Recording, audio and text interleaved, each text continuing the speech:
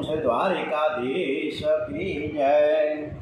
श्री डोंगरे जी महाराज की जय। श्री सुखदेव जी महाराज की जय। ओम वक्रतुंड महाकाय सूर्यकोटि समप्रभ निर्विघ्नं कुरु मे देव सर्वकार्येषु सर्वदा। सौनु करो कल्याण ये दयालु प्रभु सौनु करो कल्याण। ओम श्री हनुमान जी महाराज की जय। श्री रामचंद्र भगवान की जय। श्री गायत्री मात की जय। ओम नमो भगवते वासुदेवाय। श्री भागवत भगवान जी महाराज की जय। आज 24મી જૂન 2025 મંગળવાર છે। સિદ્ધિ વિનાયક નમો નમઃ અને જેઠ વદ 14 છે અને આવતીકાલે અમાસ। આજે કંસ મામાનો વધ કેવી રીતે થાય છે એ દિવ્ય ગાથા તરફ આપણે આ સરસ મજાની કથા શ્રી કૃષ્ણ પરમાત્માને સમર્પિત કરીએ। આપણા ભગવાન ખૂબ સરસ રીતે સાંભળે છે એવા ભાવ સાથે બીજા દિવસે પ્રાતઃકાળમાં દરબાર ભરાયો। કંસને પોતાના મૃત્યુના ચિહ્નો જણાયા છે। એ પોતાના મલો ચારુણ અને મુષ્ટિકને બોલાવીને કહ્યું કે આજે મલયુદ્ધ વખતે તમે બલરામ અને કૃષ્ણને મારી નાખજો। જો તેઓ ના પાડે છતાં પણ પરાણે તેને કુસ્તીના અખાડામાં ઘસડી લાવજો। કંસનો હુકમ થતાં સેવક નંદ બાબાને બોલાવવા ગયા છે। નંદ બાબા દરબારમાં જતાં પહેલાં કન્યાને શિખામણ આપે છે। કન્યા તું સભામાં આવે ત્યારે શાંતિથી બેસજે, તું જરાય તોફાન ન કરતો। કન્યા કહે બાબા હું તોફાન તો કરતો જ નથી, પરંતુ અમે તો ગામડામાં રહીએ એટલે કેટલા લોકો અમને ચીડવે છે। જો મારા મિત્રોને કોઈ હેરાન કરે તો પછી હું તેને મારીશ। કૃષ્ણ બલરામ નંદ બાબા અને ગોપ મિત્રોની સાથે બધા જ આવ્યા છે દરબારમાં। પહેલાં શ્રી કૃષ્ણ ઉપર કોલિયા પીડ નામનો જે હાથી છે એને છોડવામાં આવે છે। પ્રભુ લીલા કરી કોલિયા પીડ હાથીને મારે છે। પછી તો રંગભૂમિમાં શ્રી કૃષ્ણ પ્રવેશ કરે છે અને ત્યારે કોને કેવા સ્વરૂપના દર્શન થાય છે એમાં ખૂબ અદ્ભુત ડોંગરેજી મહારાજે વાત આપણને મૂકી છે કે તેઓ મલોને વજ્ર જેવા, સામાન્ય પુરુષોને નવરત્ન જેવા, સ્ત્રીઓને મૂર્તિમાન કામદેવ જેવા, ગોવાળિયાઓને સ્વજન જેવા, રાજાઓને શાસક જેવા, વડીલોને બાળક જેવા, કંસને મૃત્યુ રૂપે અને અજ્ઞાનીઓને વિરાટ રૂપે, યોગીઓને પરમ તત્વ રૂપે અને યાદવોને પરમ દેવ રૂપે દેખાવા લાગે છે। સુખદેવજી મહારાજ વર્ણન કરે છે કે આ રાજન, આ સંસારી અખાડો છે, ચારુણે કામ છે અને મુષ્ટિકથી ક્રોધ છે। આ સંસારરૂપી અખાડામાં બે મોટા પહેલવાન છે, કામ અને ક્રોધ, અને એમની સાથે કુસ્તી કરવાની છે। અનેક જન્મથી આ જીવ કામ અને ક્રોધનો માર ખાતો આવ્યો છે। જો તમે એક ક્ષણ પણ ગાફેલ રહેશો તો કામ તમારી છાતી ઉપર ચડી રહેશે। મનુષ્ય જન્મ ક્રોધનો વિનાશ કરવા માટે અને કામ ઉપર વિજય મેળવવા માટે છે। નંદ બાબાએ હનુમાનજીની બાધા રાખી છે। હે હનુમાનજી મહારાજ, હું તમને વંદન કરું છું, મારા કન્યાને તમે સાચવજો, શક્તિ આપજો। હું ગોકુળમાં જઈને તમને 11 મણના લાડુ ધરાવીશ। આપણે ઘણી પ્રકારની આવી માનતાઓ રાખીએ છીએ। કન્યાએ જોયો કે બાબા ગભરાયા છે, એમણે દેવોની બાધા રાખવાનું શરૂ કરી દીધું। હવે કામ જલ્દીથી પતાવવું જ પડશે। કન્યાએ ચારુને જોરથી ધક્કો મારી નીચે પાડ્યો। નંદ બાબાને થયો કે કન્યામાં હનુમાનજીનો આવેશ આવેલો દેખાય છે। આ તો હનુમાનજીની કૃપા થઈ। ચારુને ખાતરી થઈ કે કન્યો બાળક નથી પણ મારો કાળ છે। હવે જો કુસ્તીમાંથી નાસી જઈશ તો કંસ મને મારી નાખે, એના કરતાં હું કન્યાને હાથે મરું તો મારું મરણ છૂટે। ચારુણ ક્રોધમાં દોડતો આવીને કન્યાની છાતીમાં જેવો મુષ્ટિ પ્રહાર કરવા આવે કે તરત જ કન્યાએ તેના 2 કાંડા પકડી દીધા અને પછી ફેરવીને જે પહોંચાડ્યો કે ચારુણ તરત જ મૃત્યુ પામ્યો। બલરામજીએ મુષ્ટિકનો વધ કર્યો છે। કંસ રાજાએ સિપાહીઓને આજ્ઞા કરી, જ્યારે પણ પહેરવાનો આ બાળકને મારે ત્યારે નગારા વગાડજો, ચારણ અને મુષ્ટિકનો વધ થયો, છતાં સિપાહીઓ તો આંખો મીચીને જોરથી નગારા વગાડવા લાગ્યા. કંસ રાજા કે બંધ કરો, બંધ કરો, આ બંને બાળકોને મારી નાખો, નંદજીને કેદ કરો, વસુદેવજીનો વધ કરો. શ્રી કૃષ્ણને જોતા કંસ બહાવરો બની ગયો. બલરામજી કહે મામાને મરવાની બહુ ઉતાવળ થઈ, હજુ તેને અક્કલ ઠેકાણે નથી આવતી. શ્રી કૃષ્ણમાં અનેક શક્તિઓ છે, એમાં મુખ્ય બે નિગ્રહ અને અનુગ્રહ શક્તિ બતાવી છે. કુબ્જા ઉપર કૃપા કરીને તેને અનુગ્રહ શક્તિ કહેવામાં આવે, અને ચારુણ અને મુષ્ટિકને કુસ્તીમાં માર્યા એ નિગ્રહ શક્તિ. પણ રામજી કહે છે કે બે શક્તિઓ બતાવી છે, છતાં હજુ મામાને અક્કલ નથી આવી. હવે કન્યા તું એને માર, તો જ એને અક્કલ ઠેકાણે આવશે. મોટા ભાઈની આજ્ઞા થતાં જ કનિયો દોડતો ગયો.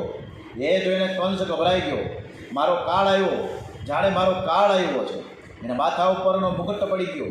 કનિયો તેના વાળ પકડીને કહે કે હું દેવકીનો 8મો પુત્ર તને મારવા આવ્યો છું.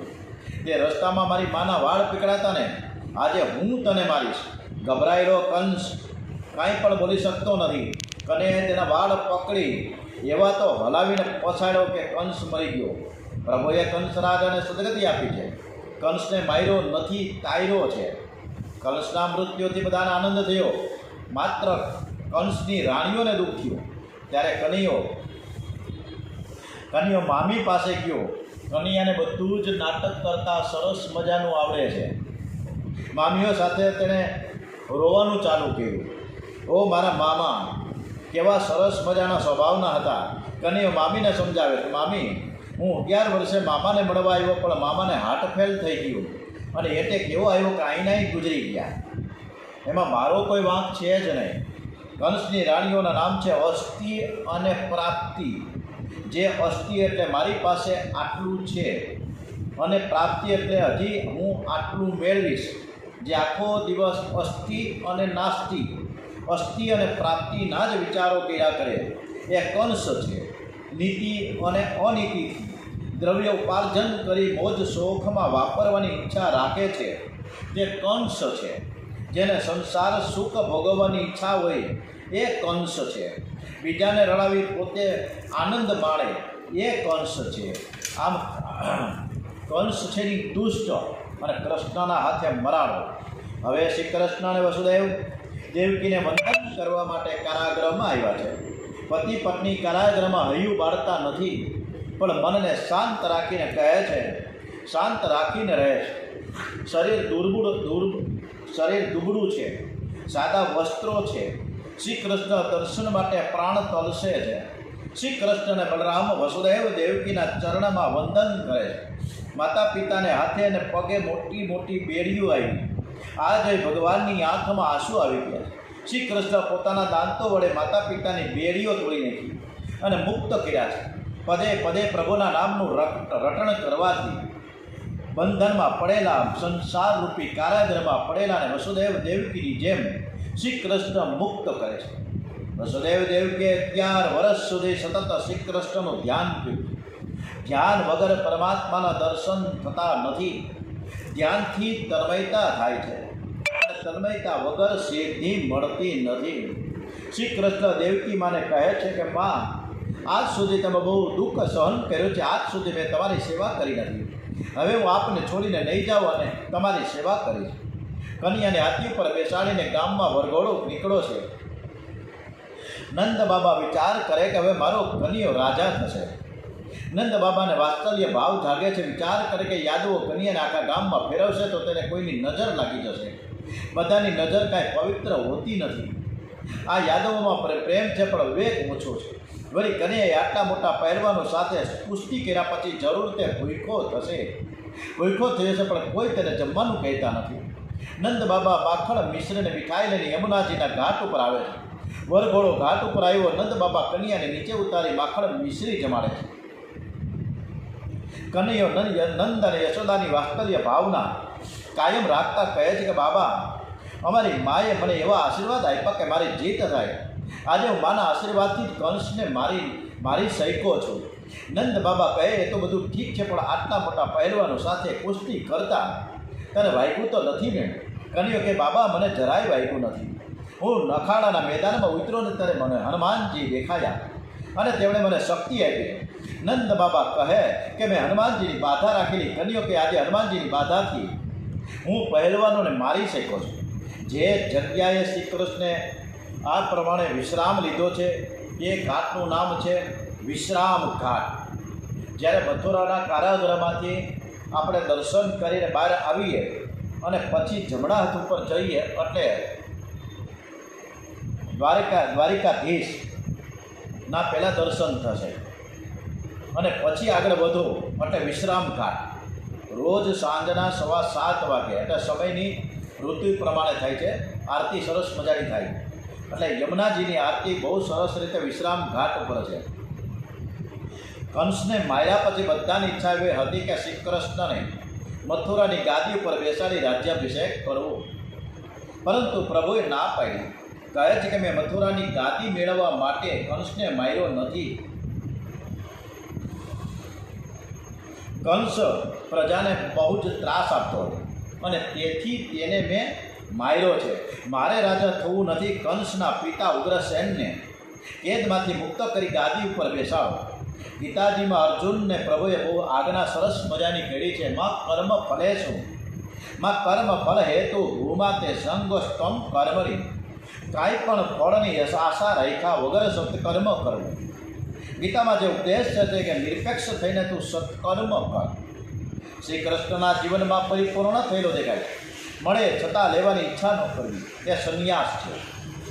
શ્રી કૃષ્ણને મથુરાનું રાજ્ય મળ્યું પણ તેમણે એક પૈસો પણ લીધો નથી. તમને કોઈ 2-5 હજાર, 10,000, 20,000, 25,000 રૂપિયા આપે તો આપણે લેવાની ના પાડીએ? જરાય નહીં. ફટાફટ ખિસ્સામાં નાખી દઈએ. લંકામાં ઘણી બધી સંપત્તિ હતી છતાં શ્રીરામ લંકામાંથી એક પૈસો પણ અયોધ્યા નથી લાવ્યા. લંકામાં જે હતું તે બધું જ વિભીષણને આપ્યું છે. શ્રી કૃષ્ણને મથુરાનું રાજ્ય મળ્યું એ પણ એ રાજ્ય કંસના પિતા ઉગ્રસેનને આપી દીધું. શ્રી કૃષ્ણ કંસના પિતા ઉગ્રસેનને ગાદી પર બેસાડી રાજ્યાભિષેક કરે. મારા બ્રજવાસીઓને કોઈ તકલીફ ન થાય અને એ માટે હું મથુરામાં રહીશ. નંદ બાબાને કહે છે કે હવે હું મથુરામાં રહીશ. જેમ કંસને માર્યો છે તેમાં દુષ્ટ રાજાઓ, આસપાસના જે રાજ્યના રાજાઓ છે એ શત્રુતાના સ્વરૂપમાં મારી સાથે આવીને વેર કરશે. એટલે દુષ્ટ રાજાઓને મારીને મારા દેશને હું સુખી કરીશ. શું રાજ્યની સ્થાપના કરીને પછી જ હું તમને વંદન કરવા માટે આપીશ? બાબા, અહીંની પ્રજા બહુ દુઃખી છે એટલે મારે ના છૂટકે અહીંયા રહેવું પડશે. પણ બાબા, મારી ઈચ્છા એવી છે કે તમે જલ્દીથી ગોકુળ જાઓ. નંદ બાબા કહે, તને લીધા વિના હું એકલો ગોકુળ જઈ તો તારી મા બહુ રડશે. શ્રી કૃષ્ણ કહે, બાબા, આટલું કામ પતાવીને હું તરત જ ગોકુળમાં પાછો ફરીશ. તમે મારી માને સાચવજો. માનું હૃદય કેવું હોય છે તે હું જાણું છું. હું મારી માને કદી ભૂલી શકીશ નહીં. મારી માને એમ કહેજો કે હું મથુરા આવીને ફસાયો છું, પણ હું જરૂર આવીશ અને મારી ગાયોને હું તમે સાચવજો. નંદ બાબા કહે કે બેટા, મને બહુ આગ્રહ કરતા તો આવડતું નથી. પ્રેમમાં આગ્રહ હોય, દુરાગ્રહ ન હોય. તમે મથુરામાં રહેવાની ઈચ્છા થઈ છે, તારી ઈચ્છા છે એ જ મારી ઈચ્છા છે અને તારું સુખ છે ને એ જ મારું સુખ છે. અમે તને કંઈ સુખ ભોગવવા માટે પ્રેમ કર્યો નથી, પરંતુ સુખી જોવા માટે પ્રેમ કર્યો છે. તારી ઈચ્છા હોય તો તું મથુરામાં રહે, પરંતુ કોઈ વખત વ્રજમાં આવતો જાતો રહેજે. હું નારાયણને પ્રાર્થના કરીશ કે મારા લાલાનું રક્ષણ કરે. પછી વસુદેવજીએ શ્રી કૃષ્ણ ભગવાનને જણાવી આપી. તતસ્ય લબ્ધ સંસ્કારો દ્વિજતમ પ્રાપ્ત સુવ્રતો ગર્ગાધ્યમ કુલા આચાર્યદ ગાયત્રમ વ્રતમાં આસ્થિતા. ગર્ગાચાર્યજીએ ગાયત્રી મહામંત્રને દીક્ષા આપી. શ્રી કૃષ્ણને બલરામ બ્રહ્મચારી થયા છે. પ્રભુએ આદર્શ બતાવ્યો છે કે હું પરમાત્મા છું, છતાં પણ મારે સંસારમાં આવ્યા પછી સદગુરુની જરૂર પડે છે. આ માયામય સંસારમાં જે કોઈ આવે તેને માયા મારે છે. માયામાં બહુ જોર છે. કોઈ કોલસાની ખાડમાં ઉતરે અને કહે કે મને કોલસાનો ડાઘો ન લાગે એવું શક્ય જ નથી. કોલસાની ખાડમાં ઉતરે ને ડાઘ લાગવાનો જ છે. એ જ રીતે સંસારમાં આવ્યા પછી એને માયા મારે છે. એવો કયો જીવ છે કે જે સંસારમાં આવ્યા પછી એને કામદેવે પાગલ ન કર્યો હોય?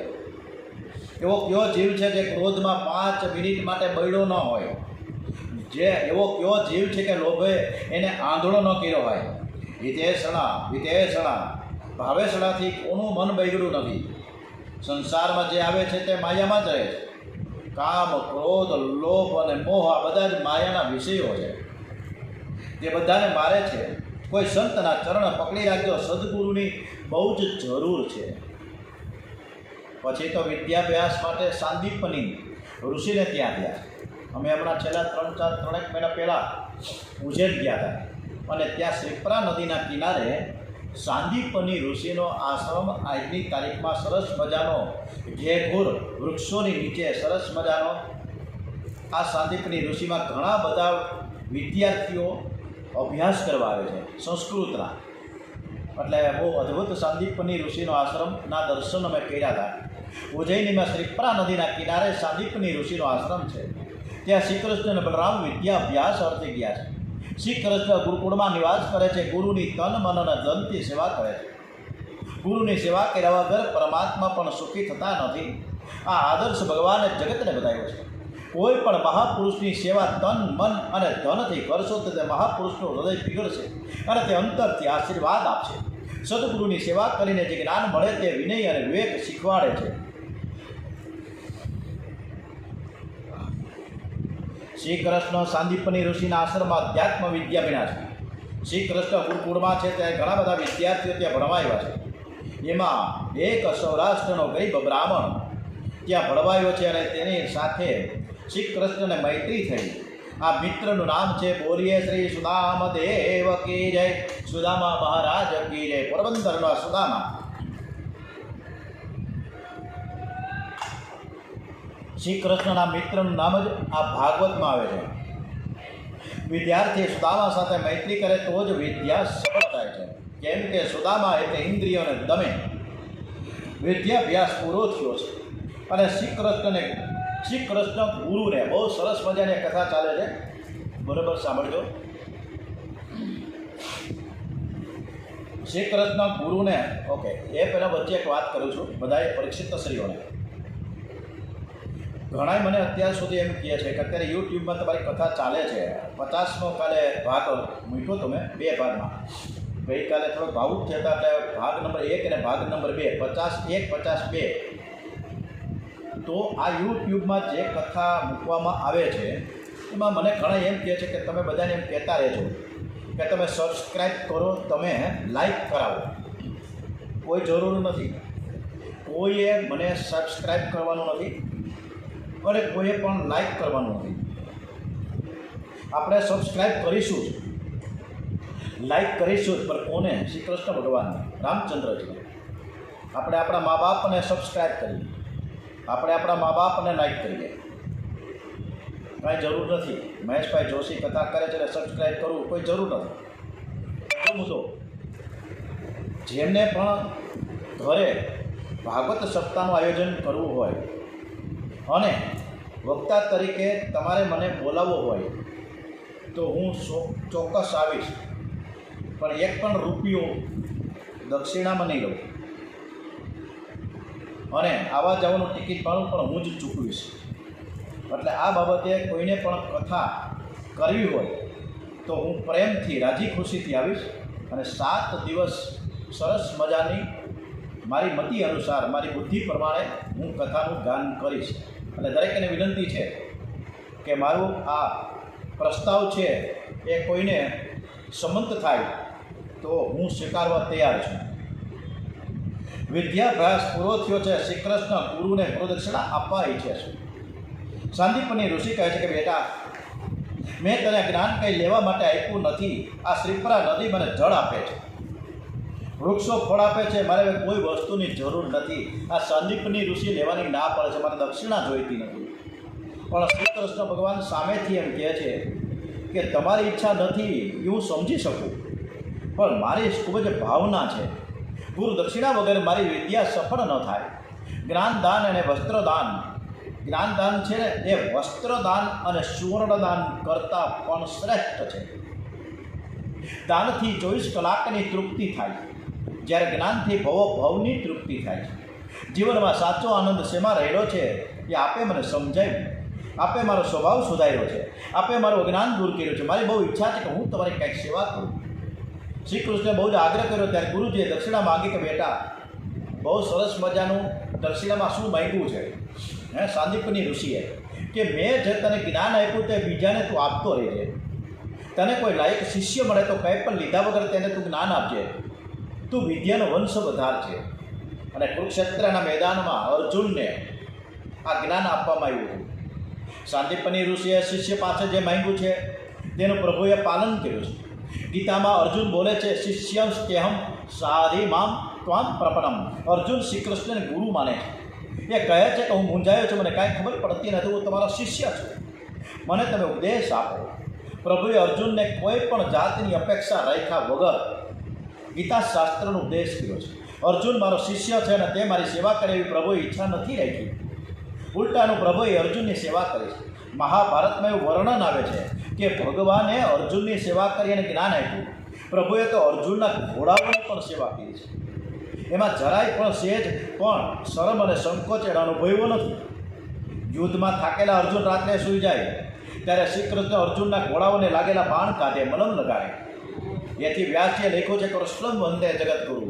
અને એટલે જ કૃષ્ણ ભગવાન છે ને જગત ગુરુ કહેવાય છે.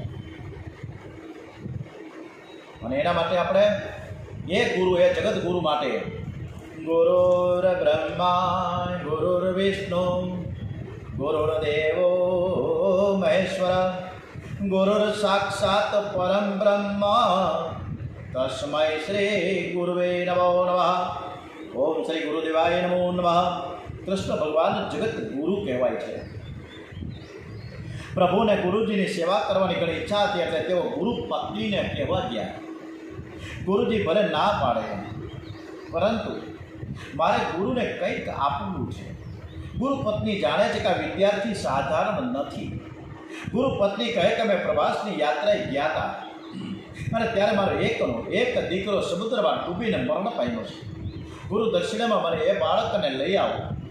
પ્રભુ પ્રવાસમાં પધાર્યા છે. સમુદ્રમાં તે બાળક મળ્યો ને ત્યાં પંચ રાક્ષસોનો વિનાશ કરીને તેનો પંચજન્ય શંખ ધારણ કર્યો.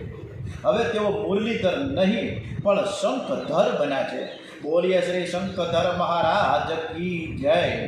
પછી તો પ્રભુ યમપુરીમાં ગયા. યમરાજાએ પ્રભુને ગુરુદેવનો બાળક અર્પણ કર્યો. પ્રભુ બાળક લઈને ગુરુજીની પાસે આવ્યા અને તેને અર્પણ કર્યો છે. માનું હૃદય પીગળ્યું છે. માએ અંતરથી આશીર્વાદ આપ્યા છે. સરસ્વતી તમારા મુખમાં રહેશે, લક્ષ્મીજી તમારા ચરણમાં રહેશે, તમારી કીર્તિ આખા જગતમાં કાયમ રહેશે.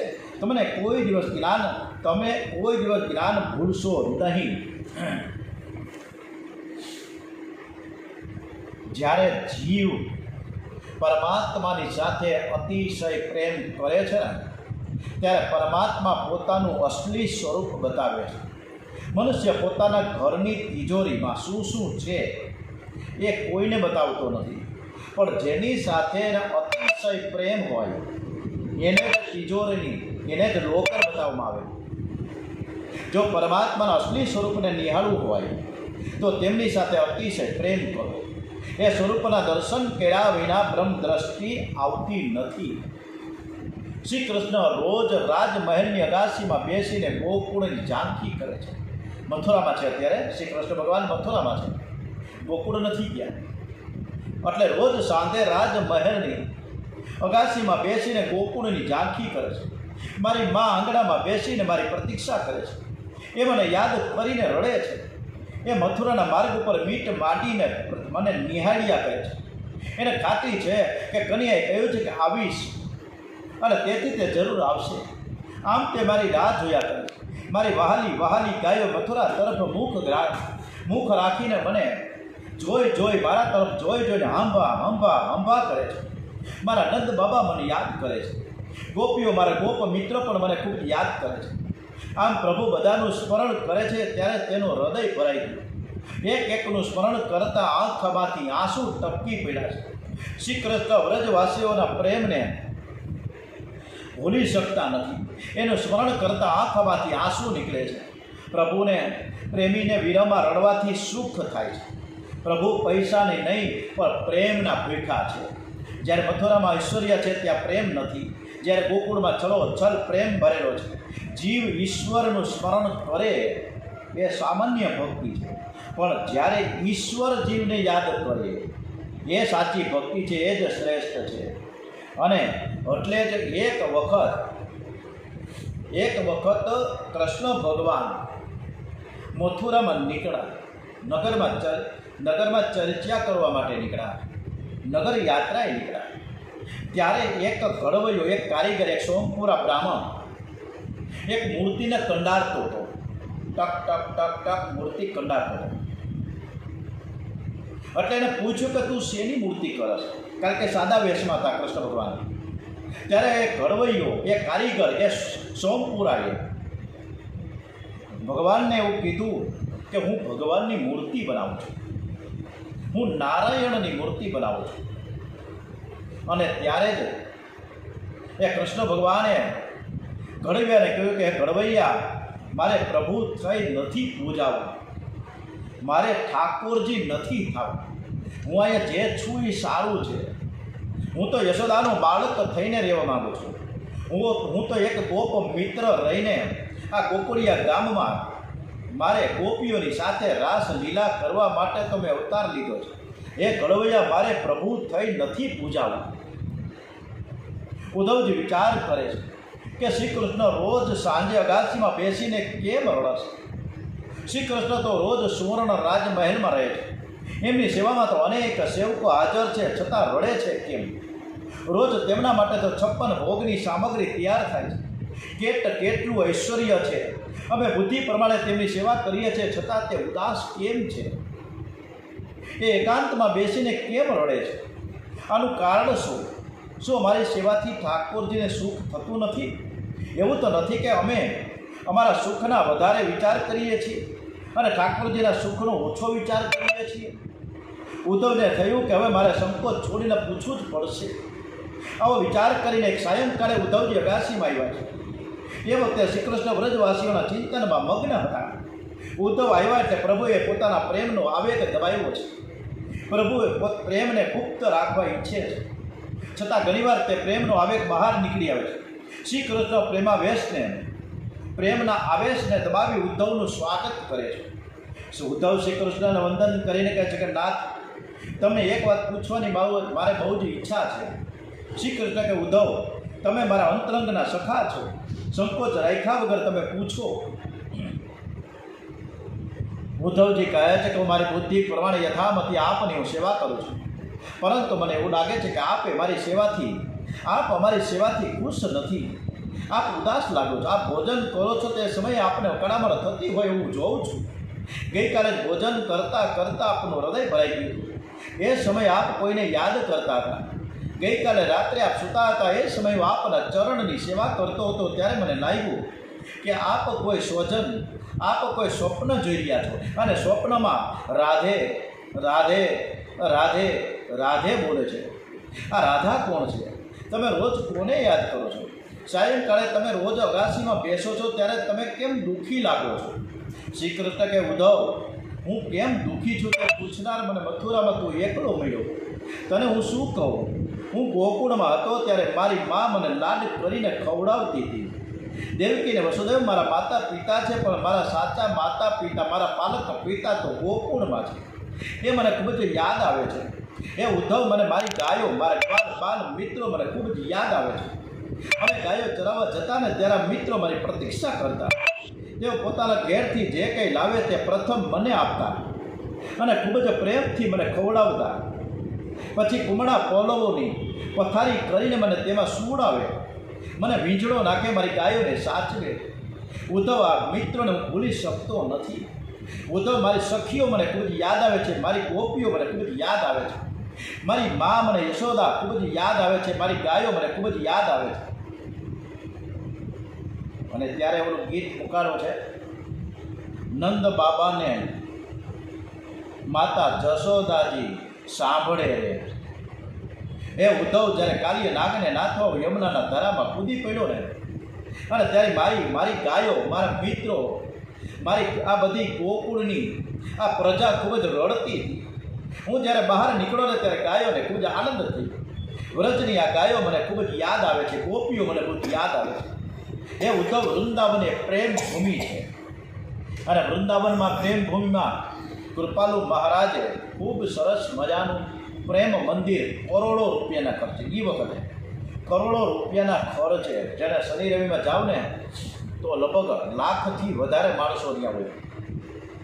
આ શનિ રવિમાં કોઈ દિવસ વૃંદાવનમાં પ્રેમ મંદિર દર્શન કરવા ન જવું.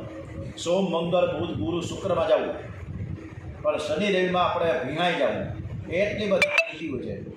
એટલે પ્રેમ મંદિર છે ત્યાં.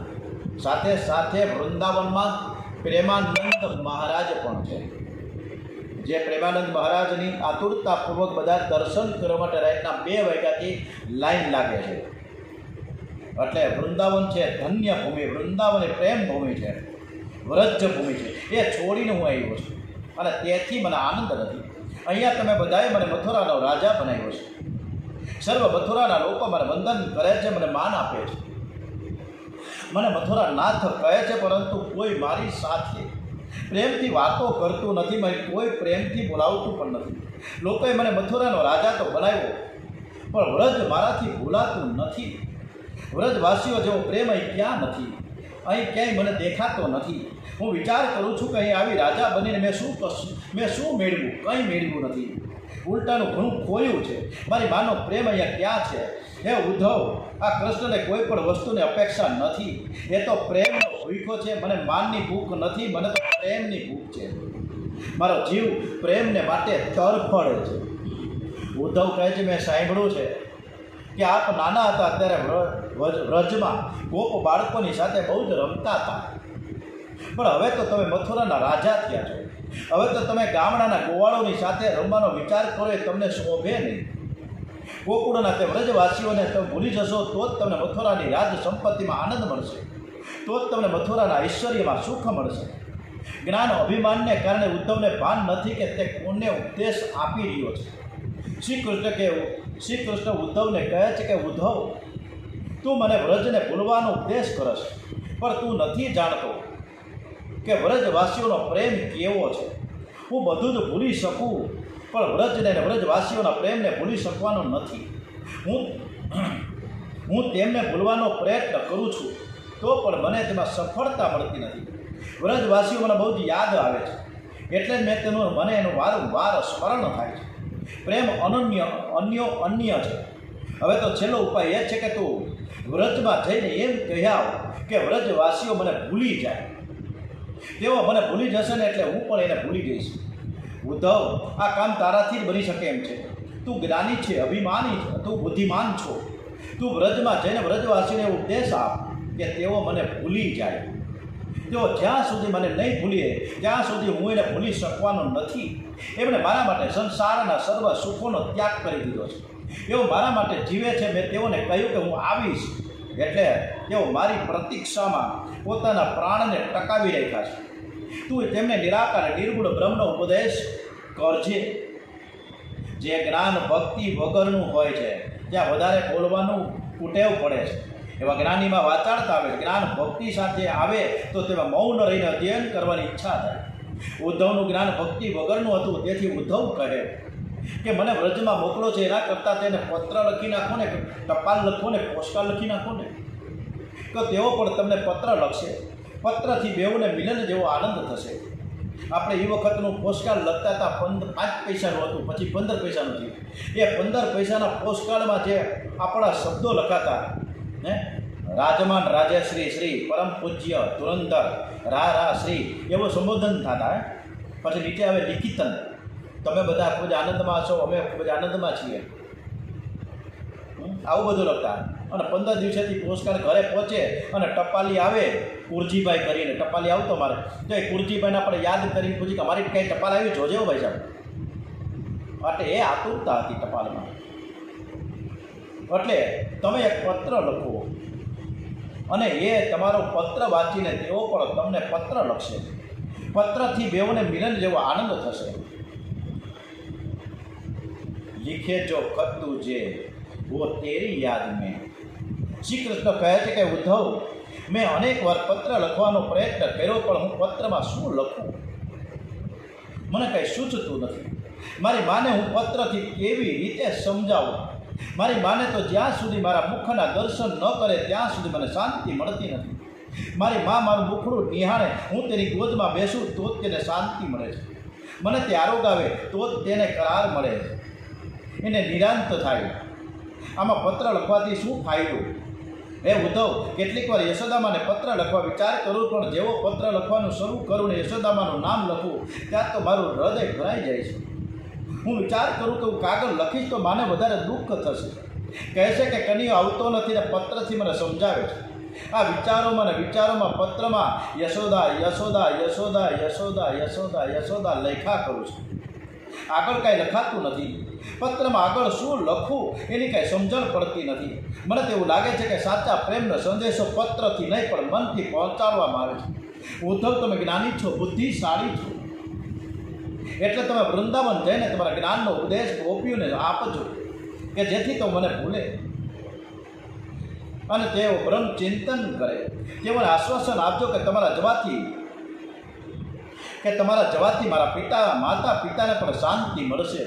ઉદ્ધવ, વ્રજમાં તમે જઈને કહેજો, હે ઉદ્ધવ ઇતના કહ્યો જાય. કૃષ્ણ ભગવાન ઉદ્ધવને ખૂબ સરસ મજાનું કહે, ઉદ્ધવ इतना कहियो जाए, हम आवेंगे दो भैया मैया मनी अकुलाई, याको बिलक बहुत हम मान्यो जो कहीं पटियो धाई, वह गुण हमको कहाँ बिसरी है बड़किए पै प्याई, और जो मिलियो नंद बाबा सो तो कहियो समझाई, तोलो दुखी है न नहीं पावे धवरी घुमरी गाय, यद्यपि यहाँ अनेक भांति सुख तद्यपि रहो न जाए. सूरदास देखो ब्रजवासी न तब ही यो हरखाय. એ ઉદ્ધવ, અહીં મથુરામાં અમને કોઈ વાતની ખોટ નથી. સંસારના સર્વ વૈભવો છે પણ હૃદયનો શુદ્ધ પ્રેમ અહીં નથી. અહીં વ્રજવાસીઓ જોવા મળતા નથી એટલે મારું હૈયું હરખાતું નથી. ઉદ્ધવને લાગ્યું કે હું જ્ઞાની છું, બુદ્ધિશાળી છે એટલે પ્રભુ મને વ્રજમાં મોકલે છે. ઉદ્ધવને જ્ઞાન છે પણ જ્ઞાનની સાથે અભિમાન આવ્યું. એથી ઉદ્ધવ કહે, મહારાજ હું ત્યાં જવા તૈયાર છું, પણ ગામડામાં રહેનારી અભણ લોકો, એ અભણ ગોપીઓ મારા વેદાંતનું તત્વજ્ઞાન કેવી રીતે સમજી શકશે? મારા તત્વજ્ઞાનનો ઉપદેશ સમજવો ઘણો કઠિન છે, એટલે હું ત્યાં જાઉં એનો કશો કોઈ અર્થ નથી. આ ઉદ્ધવ નથી બોલતા, આ તો તેનું અભિમાન બોલે છે. ઉદ્ધવને અભિમાન હતું કે હું બૃહસ્પતિનો શિષ્ય છું, વેદાંતનો આચાર્ય છું. ઉદ્ધવના આવા વચનો સાંભળીને શ્રી કૃષ્ણથી સહન નથી. તે ઉદ્ધવને કહે, ઉદ્ધવ મારી ગોપીઓને અભણ ન કહીશ. ગોપીઓ જ્ઞાનથી પર છે, તે વધારે ભણેલી નથી, પણ શુદ્ધ પ્રેમ કેવી રીતે કરવો તે ગોપીઓ જાણે છે, એટલે તેઓ મને પ્રાપ્ત કરી શકી છે. મારા ગોવાળ મિત્રોને તમે જઈને કહેજો કે તમને કૃષ્ણ તમારો ભાઈબંધ તમને બધાને ખૂબ યાદ કરે છે. મારી માને સમજાવજો કે મારા વિરહમાં તે રડે નહીં, દુઃખી થાય. ઉદ્ધવને જવાની ઈચ્છા નહોતી, છતાં પ્રભુના આગ્રહને વશ થઈ ઉદ્ધવજી જવા તૈયાર થયા. એ કહે છે કે ભલે હું ત્યાં જઈશ અને યશોદાને સમજાવીશ, નંદ બાબાને વ્રજવાસીઓનો બોધ આપીશ. આ પ્રમાણે શ્રી કૃષ્ણ ઉદ્ધવજીને આખી રાત બોધ આપ્યો છે. પ્રાતઃકાળમાં ઉદ્ધવ તૈયાર થઈને શ્રી કૃષ્ણ પાસે આવ્યા છે. ઉદ્ધવ તૈયાર થયા છે એટલે ટકોર્યા પડ્યા બે. જેમ ગાડી અંદર આવે ને, ટ્રેન જ્યારે સ્ટેશનમાં ગાડી આવે ને ત્યારે બે ઘંટ વાગે, એમ અત્યારે પણ હમણાં ભાગ્યા મારી બાજુમાં એક ગુરુકુળ છે. પ્રાતઃકાળમાં ઉદ્ધવ તૈયાર થઈને શ્રી કૃષ્ણ પાસે આવ્યા છે. શ્રી કૃષ્ણે પોતાનું પીતાંબર તથા વૈજયંતી માળા ઉદ્ધવને આપીને કહ્યું કે તું જ્યારે પણ ગોપીઓને મળવા જાવ ને ત્યારે આ પ્રસાદી પીતાંબર પહેરીને જાજો. મારી સખીઓ પર પુરુષને નિહાળતી નથી, કોઈ પુરુષ સાથે બોલતી પણ નથી. જો તું બીજો પીતાંબર પહેરીને જઈશ ને તો મારી સખીઓ તારી સાથે વાતચીત પણ નહીં કરે. તેઓને પ્રસાદી પીતાંબર જોશે ને એટલે તેમને ખાતરી થઈ જાય કે તું મારો છે. તેઓ માનશે કે મારા શ્યામ સુંદરનો લાડીનો સેવક છે, અંતરંગનો સખા છે. જ્યારે તમને પૂરી ખાતરી થઈ જશે પછી ગોપીઓ તારી સાથે બોલશે. માટે ઉદ્ધવ, તું ગોપીઓને મળવા જા ત્યારે આ પીતાંબર અને વૈજયંતી માળા પહેરીને તમે જજો.